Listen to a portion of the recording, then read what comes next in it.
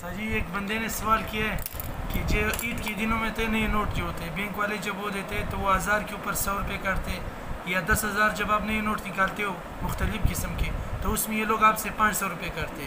کیا یہ روپے کاٹنا صحیح ہے یا غلط ہے؟ بالکل غلط ہے. آپ نے بینک سے پیسے نکال دیے تو بینک کا کام کیا ہے؟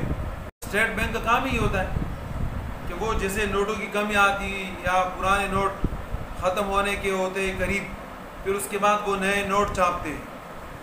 تو نئے نوٹ جب چھاپتے ہیں عید کے علاوہ آپ کو اگر یہ نئے نوٹ دیتے ہیں تو کیا آپ سے پیسے کاٹتے ہیں؟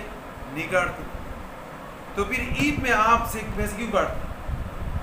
اب ظاہر ہے کہ اس کے علاوہ آپ کو یہ پیسے دیتے ہیں اور پیسوں کے اوپر پورے کے پورے ملتے ہیں لیکن آپ کے عید کے موقع کی وجہ سے وہ پیسوں کے اوپر آپ سے زیادہ پیسے لیتے ہیں تو سود ہی ہے.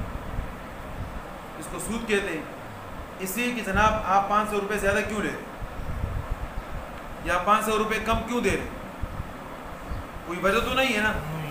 اب آپ نے جو 500 روپے یا آپ نے جو پوری ہمیں وہ نئے پیسے دیے تو کیا مارکیٹ میں ہم اگر یہ نئے پیسے لے کے آتے ہیں تو اس کی مالیت زیادہ بنتی ہے کیا؟ مالیت تو وہی ہے. جب مالیت وہی ہے اب آپ نے پیسے ہمارے کاٹ دیے تو ظاہر ہے کہ تو سود میں چلا گیا. اس میں چلا گیا سود میں.